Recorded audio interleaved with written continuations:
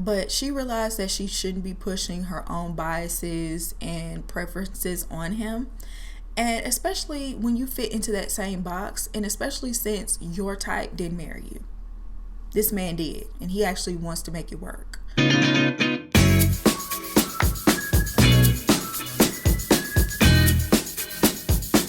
Welcome to La Vida Rosa. I'm your host, Pinky, and today we're going to be talking about Married at First Sight. So if you'd like to see more, then just stay tuned. But before we begin, I would like for everyone to check out my website, lavidarosastyle.com, where you can find cute accessories like the ones I'm wearing right now. These cute Christmas bulb earrings. You see, I'm in a very festive mood today. Also, make sure you check out the rest of my Christmas collection. Oh yeah, I also have a discount code, Black Friday. Make sure you use that for 15% off of your entire order. With that being said, like, comment, and subscribe. Without further ado, let's get into this video. I'm going to start with Allan and Madison. Allan is trying to make an effort for them to be a little bit closer. So they decided to do like a spiritual cleansing, something very unique to the culture where they are. During this session, they got to be very touchy-feely with each other, and obviously Allan was very into it. I don't know if Allison was all that into it, but she was definitely participating. I still don't think this woman is anywhere near being attracted to this man. She is pretty much doing and saying everything she can to let him know that she's not interested in him. She's constantly nitpicking. I mean, when they were sitting with the other couples, she put him on blast about wearing these fruits and vegetables outfits and underwear that he's wearing all the time. She lets him know that she prefers someone that goes to the gym and works out and takes care of themselves. And the way she phrased it was a little rude. Like, just because he doesn't go to the gym every day doesn't mean he doesn't take care of himself. I do think it kind of threw him off guard and made him feel inadequate. He immediately said that, I do work out, or I do things around the house that are physically strenuous, like work on cars and things like that, but that's not what she meant. And she also pointed out she's not into the loud outfits once again. And so, once again, I could see how that could make anybody feel insecure, because that's just who he is. That's how he likes to dress. If you don't like that about him, you're kind of changing who he is as a person. During their honeymoon, though, he found out that he lost one of his friends. And in the moment, she was there for him, and she, sat with him, and that meant a lot to him. This is something he didn't expect to have to go through, especially on a vacation. And, his wife is there to comfort him. But then when it was their first night, moved into their apartment, she doesn't even stay there. Like, she goes out with her friends. And I feel like that is very rude and very disrespectful. Like, even if he approved of it and said it was okay, your first night in your place together should not be spent elsewhere. That lets you know that she is embarrassed of him. Like, she's doing everything but saying that out loud, because if you want to go out with your friends, you could easily have invited him. And even if he said no, you should have stayed there with him, knowing that he's still grieving his friend.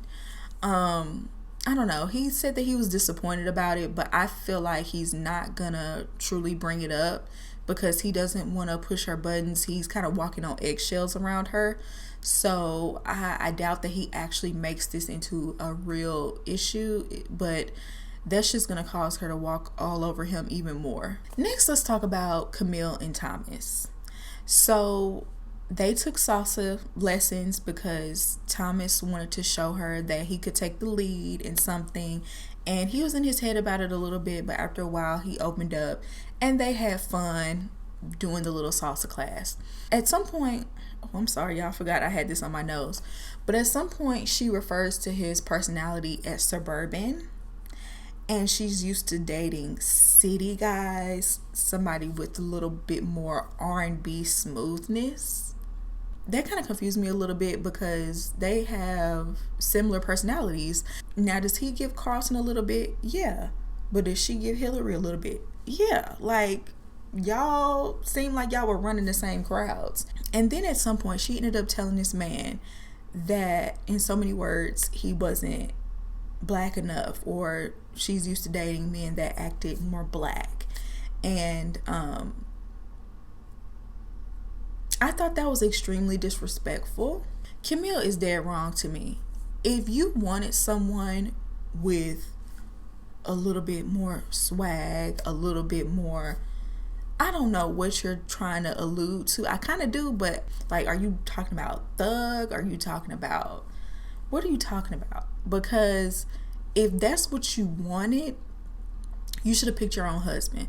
Why would you? I just will never understand. I guess I'm gonna have to say this every episode. Why would you come on a show and let someone else pick your husband if you're gonna be picky like that? And y'all have very similar personalities. She said, come here and pop a squat. Ma'am, you might as well have said hunky dory.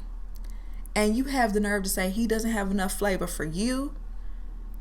I just could not believe that. Even if you really felt that way, that's something that you say in secret to your bestie. Someone who knows how to keep a good secret and won't say nothing to no one about that. But to actually say it to him, I just can't believe she had the audacity to do that. And so he ends up telling her his backstory about, you know, his biracial upbringing, how he was made fun of and didn't feel black enough and had to learn how to overcome those obstacles, and it taught him to have empathy for other people that had struggles. And she felt bad because she didn't realize it was a sore spot for him. And I'm glad he realized that he doesn't have to prove anything to anybody, even his wife, especially when she's being completely irrational. But she realized that she shouldn't be pushing her own biases and preferences on him. And especially when you fit into that same box, and especially since your type didn't marry you. This man did, and he actually wants to make it work. He can't help the way he was raised. He can't help the cultural differences that y'all have. So if it's that deep to you, just treat it like y'all, like it's an interracial marriage, and teach him things in the culture that you want him to know. That's all you got to do. Just introduce him to new things. So they end up working that out, and later on he surprises her with rose petals leading up to the bed, and he places them on the bed in the shape of a heart, and he wanted to create their first night together. And I thought that was very romantic, R&B romantic, if you will. Okay. And how did she repay him? She came out in a baggy pajama dress. It looked like an oversized t-shirt, okay? After she has been teasing this man the whole entire honeymoon with lingerie. He made sure he wasn't going to see none of that night. And once again, I do feel like that's extremely corny. Like, what's the point of bringing it up in the first place? You never had to pull that out and show him that's what you had. He seems like he would make a really good partner. And I really hope that Camille doesn't ruin it because he's not her type. Because I keep seeing this preview of her talking to the expert saying that he doesn't have enough swag. And I'm just like, grow up. Or pick your own husband next time, honey. I don't know. So then we have MM and Echi. They do a lot of talking about the connection they have and the intimacy that they're having, but I'm not actually seeing any of it. Like, all of the physical affection that they show each other, it only happens in front of the other couples and not when they're actually one-on-one. So it just feels very forced and performative, more so on Echi's end. But I also feel like MM is going along with it because she just really wants this to work. She really wants to believe he's being sincere. She can't possibly think they have as deep of a connection as they're talking about, because he does not show that when they're alone. He asked her what made her happy this year. She said that she expanded her business. I believe she is a doctor and she has her own practice and it's growing. So she's excited about that. And he said that his brother just had a little girl, so he has a niece. He's very excited about that. She asked if he wanted children, and he said that he's ended relationships over the fact that his partner didn't want kids, so he for sure definitely does want them. He said that before finding out if she wants kids, and she does. And he said he already knows that it will be a girl because he had a dream about it, and you already know he feels like he's very prophetic in that way. Especially when he writes a whole book of poems and love notes to his wife that he's never met. A part of me feels like Echi definitely asked her questions only so that he can bring the conversation back to himself in some way.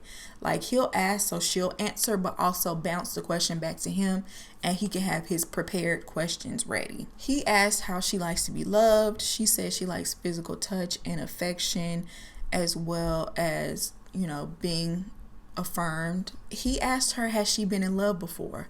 And I thought this was a really weird question because they already had a conversation about how she had a whole fiance and overlooked the fact that he was cheating on her and everything. Clearly she was in love then, right? And so when she gave that answer again, yeah, I was in love with my ex-fiance, it's like, were you even listening to her the other time she said that? He said that he's been in love before, but after his engagement, he didn't know if he could ever love again, child. It just feels like they keep having the same conversation over and over and over and over. He asked if she had any great examples of love in her life. She said that she can't say there's a couple that she would love to model her relationship after. And he said that he wants to model his relationship after his brother and his wife. They're just a magnetic couple. People just love to be around them. And they love to host. And she's turned around and said, well, I love to host. I love to have people over, especially for the holidays. Then he went on this weird church rant about food. He starts talking about how fast his feelings are growing, and I just don't believe it because his eyes are so dead when he says these things. His voice is monotone. Like, what he's saying, his body language is not matching that at all. Just no enthusiasm or no inflection in his tone. It's just not believable. So then they get to bed, and she keeps bringing up the fact that they put a honey pack on the bed. And he's trying to avoid this honey pack at all costs, okay? And y'all know what a honey pack leads to. She keeps implying, like, she want to try it, and he keeps shutting it down. He tries to do it in a playful way. Okay, before we go to sleep, hit that light for me. She kind of cuddles him, and he's like, get off me. My mom was going to watch this. Trying to act like she's trying to take his goods. And I don't like it because it's making it seem like she is undesirable once again. And she already said that's something that she was scared of. She was nervous that her partner wouldn't be attracted to her. Mind you, if a man was doing this to a woman, I have to be fair, trying to pressure a woman into taking a honey pack or, pressure her into being intimate. That is not cool. But I don't think he's pushing her away because he's not ready. I just think he's not attracted to her at all, but he's playing the game. He already said that he looks at her like a homie. He doesn't want to be physical with her until they have a real list of real moments. He said that to the group, and it didn't make any sense to me. A real list of real moments. He's concerned that work life will get in the way of their energy that they have currently. And he keeps bringing up the fact that he doesn't want to have to walk her dog or take care of her dog, and she already let him know that he's not going to have to do that. But he brought that up in front of everybody like it was a problem, and it's like, you're just looking for any little thing to pick at with her so that you'll have a good excuse to leave. He's trying to pre-plan his way out. So then we have Michelle and David. The producers must have offered her a bonus or something to make her stay. Told her she would get a little extra sum in her check if she stayed, because this is the same production company as Love is Blind, and over there at Love is Blind, they're not above giving somebody an extra check allegedly in order to keep them on the show. Her whole thing is she wants to stop being hard on herself so that she can have a good time on this vacation. Not that, even though you knowingly, you said it out of your mouth, you've been a jerk to David for no reason. He's done nothing wrong to you. And you've just been mean to him straight up on the vacation. You're going to start being hard on yourself so you can enjoy the vacation. Still no mention of David. So she says that he talks at her, but I feel like she's the one that talks to him like a child. Like, when she talks to him, she barely even looks at him. There'll be like a pause in the conversation and she'll just look off into the distance like she expects him to continue the conversation. Like, she just can't be bothered with him. Just very condescending all the way around. And then her energy in the conversation was, well, I guess I could have fun with you. I guess I could try to have fun with you. And the crazy thing is, David seems like he's a fun guy. Like, that seems like the greatest thing that David has to offer is the fact that he's fun. He knows how to party. Like, you might not look at him seriously as like a husband. The whole housing situation is crazy, and I definitely give him a side eye on that. But the least you could do is have fun with the man on the vacation. He knows how to turn up. Go parasailing with him. Go zip lining. It's so much stuff y'all could have done on the beach, but you decided to stay in a hotel room all day, every day. For what? Because he didn't let her ruin his vacation. He still went to the beach. He still went to the pool. He still enjoyed his festivities.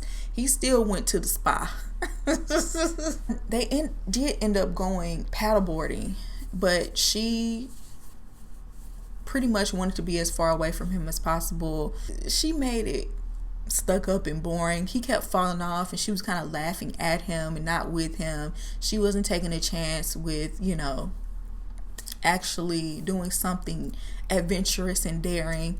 And then they go to sushi making, and obviously this is something that she really enjoys, and this is something that she's done before.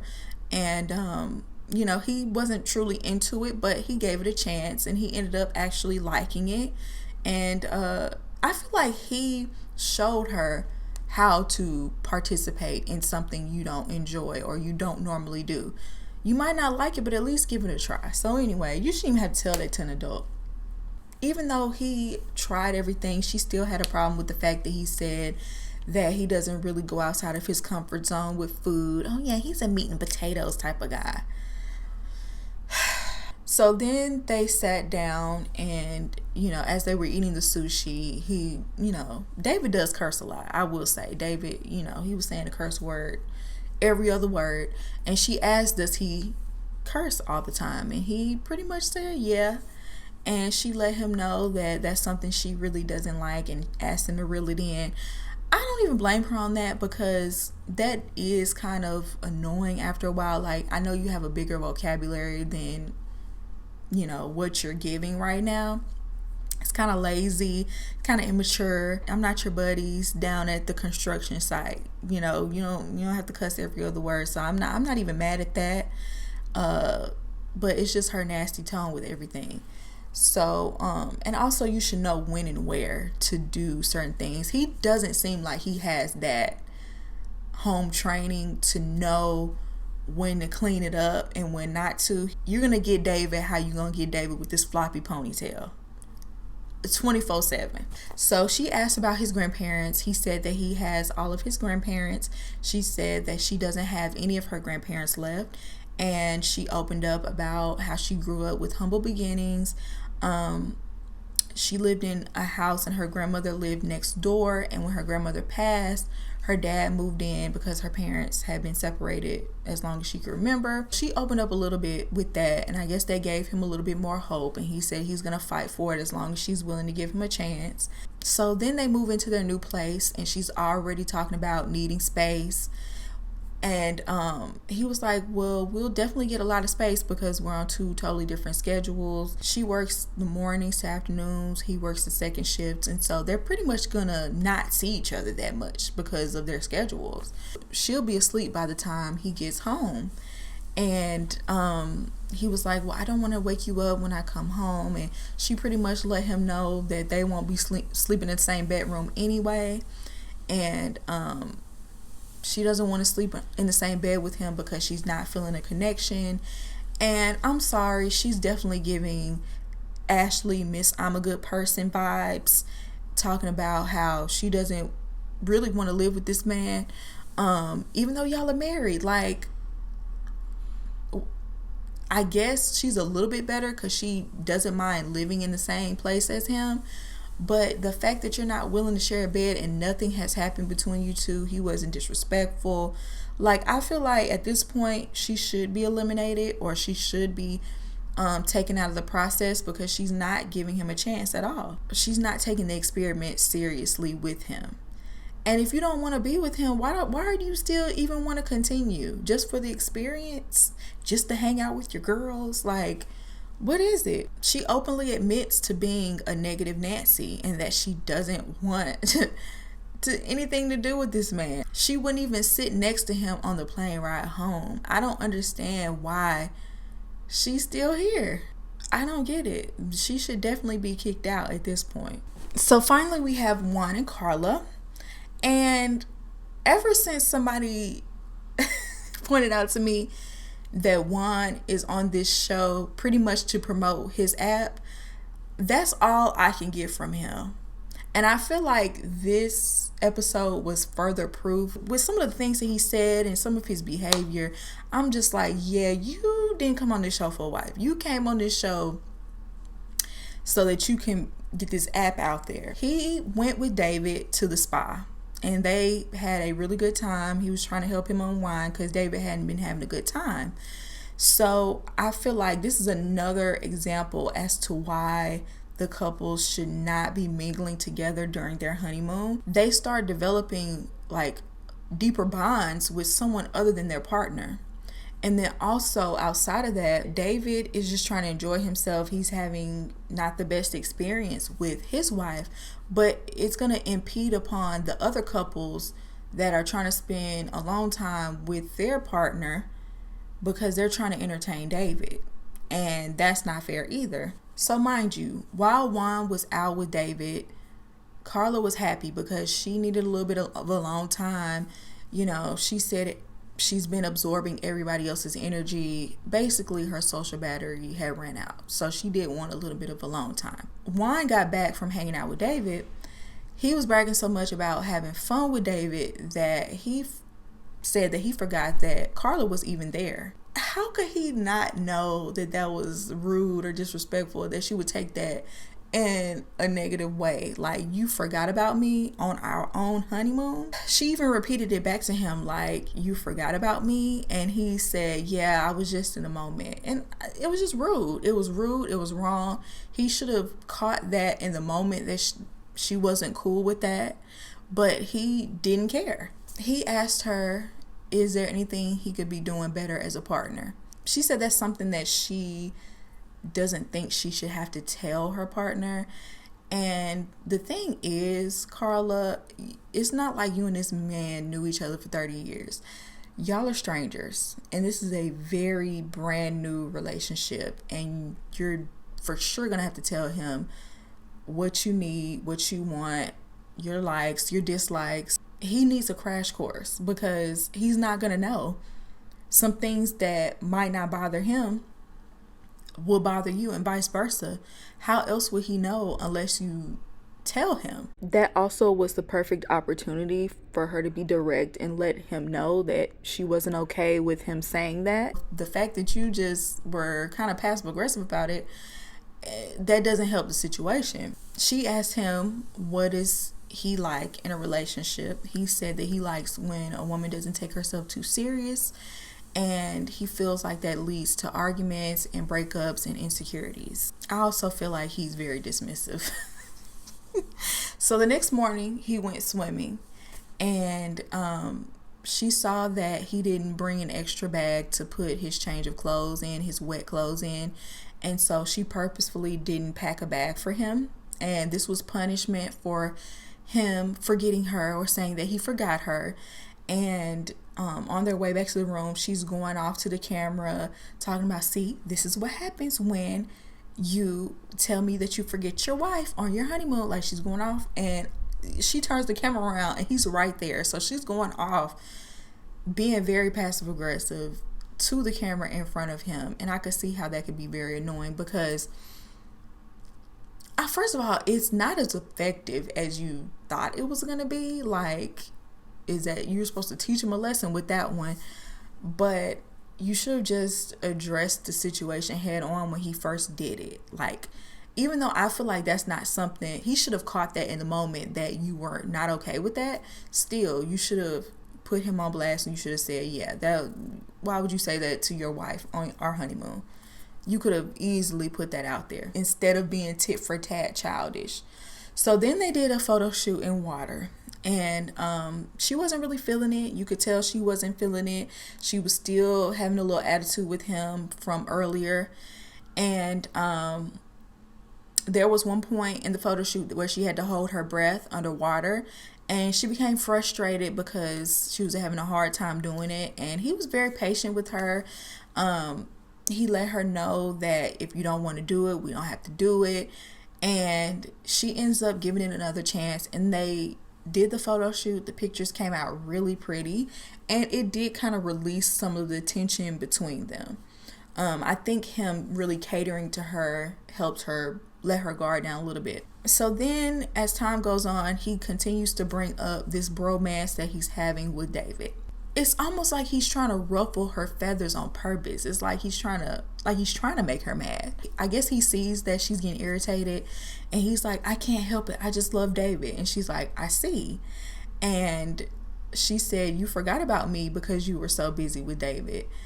And he said, when people are passive aggressive and don't know how to communicate, referring to her.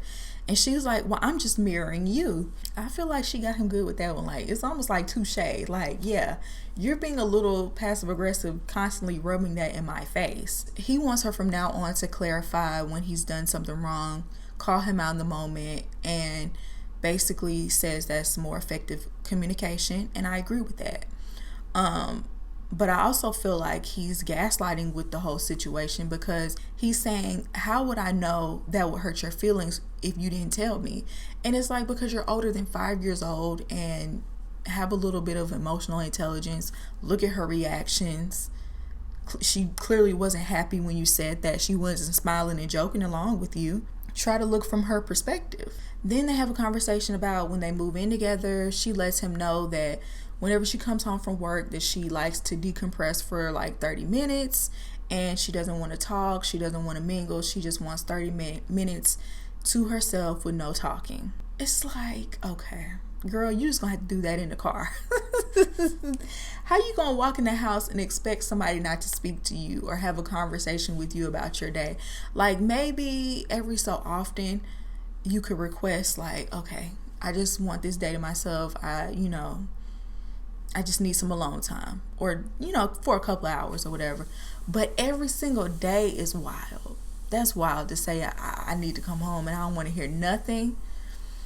Especially if y'all ever have kids. Like, I don't know how that would even be possible. And he also made it clear that he would feel a way about that. He said that he has to reprogram himself as a married man, and that he's very structured throughout the week.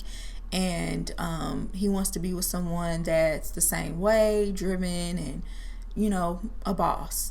And it's funny because on After Party, he ran down his schedule about how he gets up, he goes to the pool, he works out like twice a day, he works, he does this, he does this, he does that. And then she's like, well, where will you have time for a wife? And he was kind of stuck, like, you make time. No, I don't think he ever planned on changing his schedule. Either he wants someone that will fit into his already made schedule, or he didn't really want a wife in the first place, and that's going to be his excuse. Oh, she's not as driven and ambitious as me, when really you already have this routine that you were not trying to compromise on in the first place. So she said that she wants to bring more fun to his life, and claims to know when to be professional and when to, you know, be serious. And says that he's high energy and she's low energy. And that's kind of why I feel like they're not going to work out, because they are on two totally different pages, especially with how they view finances. And I feel like the experts were wrong for matching them up in the first place, knowing that they are on two totally different pages in that way. It's destined for doom at this point. I don't see it working, unfortunately. But y'all let me know what y'all think about this down below. Do you agree with me? Do you not agree with me? I'd love to hear your opinion. And I hope you enjoyed this video, and I'll see you in my next one. Peace.